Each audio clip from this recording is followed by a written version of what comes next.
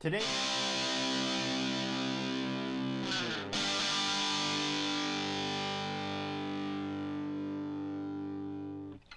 other interesting political news, you have Vivek Roman Colosseum versus New York building permit tweet getting ratio and roasted, which is pretty rare to say the least. Vivek is, on average, pretty viral on social media, usually in a good way, but I would say, this is the second time in a row he's had little trip ups and shoot himself in the foot. Now, granted, he hasn't shot himself in the foot worse than Ron DeSantis. Very few people have. That was like shooting himself in the high-heeled boot with a 50 caliber. But I partially digress.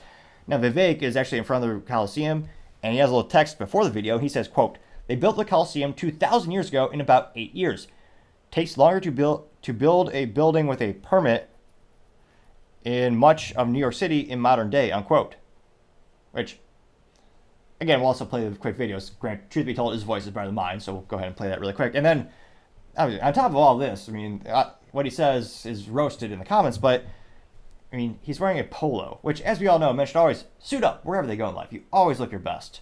It's just, a polo? There's a time and place for a polo. It's called, like, your first year of college. So without further ado, we'll go ahead and play his voice. They built this Roman Colosseum back about 2,000 years ago in 8 years. It took longer to build a building with a building permit on the Upper West Side in the modern day.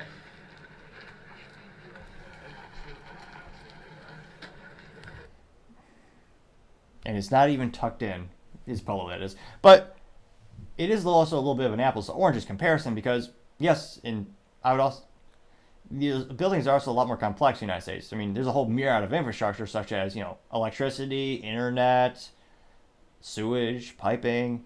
Now, don't get me wrong. I think most cities are bureaucratic BS in terms of the amount of permits you need to get started and construct something. And New York is one of the most prohibited places to actually run a business. Completely understand that. There's a point to that. Now, we go to the comments. It went pretty viral. Not a good way. It got 1 million views, but only 27,000 likes. So definitely not his greatest highlight or his greatest statement in terms of reception. Now, the first comment comes from Luke Zaleski, our favorite leftist. Well, don't really like him, but I appreciate contrarian statements and makes life a little bit more interesting when it's not just an echo chamber. So I do follow a couple of people who are politically far left as well as left and middle and just kind of get good sample sizes as well as people on the right.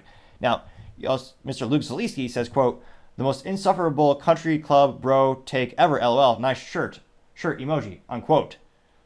I don't want to say the pot is calling the kettle black, but Luke is in fact it looks like he's wearing a V-neck, which there are very few time and places for a V-neck. I understand it might be in some men's wardrobe. I think it's most probably a women's wardrobe, but nevertheless, Luke Zaleski is wearing what looks like to be a V-neck in his profile picture. Now, that being said, 140 people did agree with Luke Zaleski. You also have Dr. B saying, quote, "Cute making fun of New York City on foreign soil. Maybe you ought to stay there and have a toga party with the lions in the Coliseum.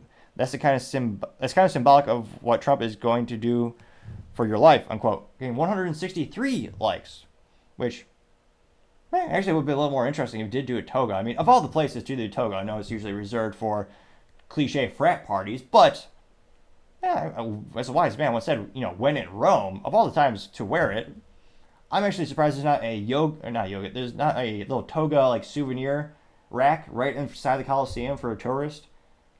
That has to be a thing. Let me know. Have you ever been to Rome and have you ever seen that? I feel like it kind of like you see the Statue of Liberty, little lighters and little statues when you go to Statue of Liberty, the souvenir shops in New York. I can't believe they probably have something like that for the togas. But I partially digress. You also have Rona Insa saying, quote, "They had slaves on coking," 372 likes. You have Orwell's Ghost saying, quote, "Make slavery great again," and coking, 112 likes. Chris Madiant saying, quote, "Get the government out of the way," and coking, 93 likes. So let's see here. Couple agreeing with him. Data guy saying Romans didn't need permits. They had slaves, and coking, 98 likes. Timothy Morgan saying, quote, "Slaves come in handy," and coking, 39 likes. Jason Hamburg, interesting. He says, quote, "Not only that, but concrete took up to a year to cure back then," unquote, getting 55 likes, which, I can't imagine being a structural engineer back in that Roman era. Imagine it taking a year to truly cure concrete. Going down, you also have Scott X saying, quote, "You're still complaining like Tucker Carlson, hashtag MAGA cult morons," threw up emoji, unquote, getting 34 likes. Angela van der Plume saying, quote, "Who built it? 60,000 Jewish slaves. With what money? The money they stole after destroying Dujia," unquote, getting 35 likes. Let's see. Scrolling down. Henry. Oh, wait, that's an advertisement.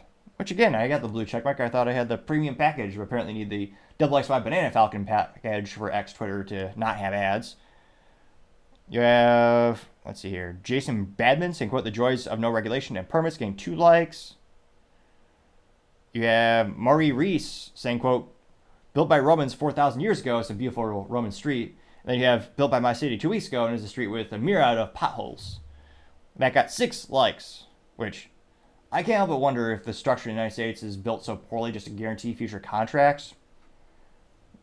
That's always been something I was wondering about. It's like there's always construction for the roads. Always. They always need work. And yet when you go to Germany with the Autobahn, I mean, that thing's been good for, what is it, more than half a century? Now, granted, they have a little maintenance too, but overall, the thing's darn near bulletproof, and it is tank-proof. Let's see here.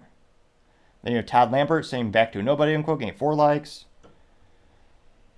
And a bunch of comments getting between 0 and 5 likes, kind of saying to the effect of probably a 50-50 split between people saying, permits are BS or too much bureaucracy, and other people saying free labor. A lot of people asking, what are you doing? Are you still running for anything in terms of political, future? So, I mean, this is a rare instance where he was ratioed moderate. I mean, it seems to be a little more than 50% of the overall comments were negative against Vivek. And I can't but wonder, maybe just, what is it, like in golf or sports balls, you have a bad quarter or something like that. It'll be interesting to see how he's able to bounce back from these tweets, because, again, he's had like 2 unpopular ones in a row. But it'll be interesting to see what his future is as well. Let me know, does this change your perception of Vivek? Are you surprised, happy, sad, interested moderately with his take? As always, it'd be fascinating to hear what you have to say. Thank you, everyone, for taking the time to tune in today. Again, I'm trying to get to 4,000 subscribers by the end of the month, so if you can click that button, I would greatly appreciate it. Also, leave me a thumbs up, thumbs down, or comment. It's a great way to give me some additional feedback, letting me know how I can make the show better and better. Lastly, don't forget to take the time to tell your family, tell your friends, tell your coworkers, heck, tell your enemies, tell anyone and everyone. Just stay safe, fight the good fight.